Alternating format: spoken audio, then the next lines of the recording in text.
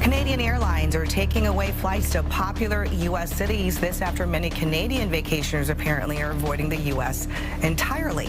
Well, if you're planning to fly to the U.S. this summer, you might notice fewer flight options. New data shows a massive drop in demand for air travel between Canada and the U.S., forcing airlines to cut seats and scale back routes. You're walking into one of America's busiest airports, but it's dead silent. No TSA lines, no crowds, just echoing hallways and empty chairs. And no, this isn't 2020. This is right now, summer 2025. Tourism in America is collapsing, flights canceled, hotels empty, and a staggering 3 million international tourists are staying away this year. What was once a $2 trillion economic machine is now sputtering hard. And while no one's talking about it, today we are. Let's zoom out. Across the U.S., airports look like ghost towns. At JFK, LAX, and Las Vegas, terminals echo like abandoned malls. Visitor traffic is down 14% overall. That's a $21 billion wipeout in 2025 alone. Hotels, empty. Restaurants, bleeding revenue. Theme parks, losing crowds. For every 1% drop in international tourism, America loses $1.8 billion. This isn't a slump, it's a free fall. Let's talk about Canada, normally America's #1 tourist source. Flights from Canada to the US have dropped by 71% to 76%, depending on the route. That's not slow, that's a nosedive. And it's not just Canada. Europe? Flights down 17% to 28%. South America? Off by 10%. And shockingly, even Americans are cutting back on travel.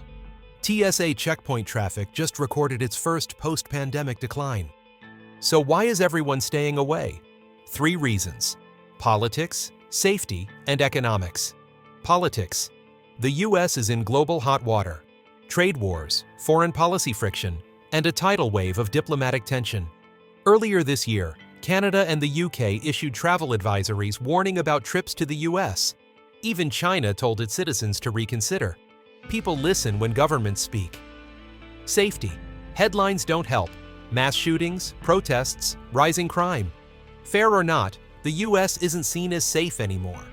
Economics. Inflation is eating away at vacation budgets. Flights are expensive. Hotels are worse. As one politician said, if people are financing burritos, a trip to Disney just isn't happening. And here's the part no one's saying out loud. Travel is becoming a luxury again. For the average family, flying anywhere is a budgeting nightmare.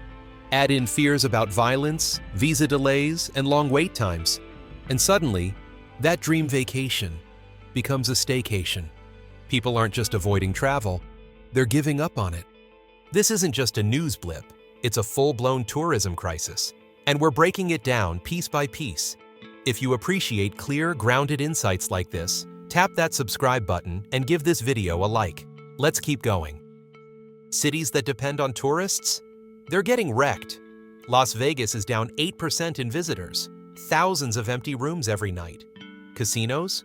Reporting 5% plus revenue drops. New York City might lose 3 million visitors in 2025. That's 3 million people not buying Broadway tickets, not shopping on Fifth Avenue, not spending in restaurants.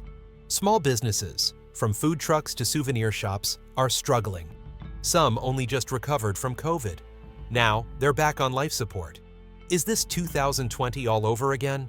At first glance, yes. Empty airports, canceled flights, disappearing billions. But here's the difference. In 2020, governments closed the borders. Now, travelers themselves are choosing to stay away. That's actually worse for the tourism industry. Because this time, it's about perception. And perception is hard to fix. Tourism is fragile. Economists say it's the first to collapse in a downturn, and the last to fully recover.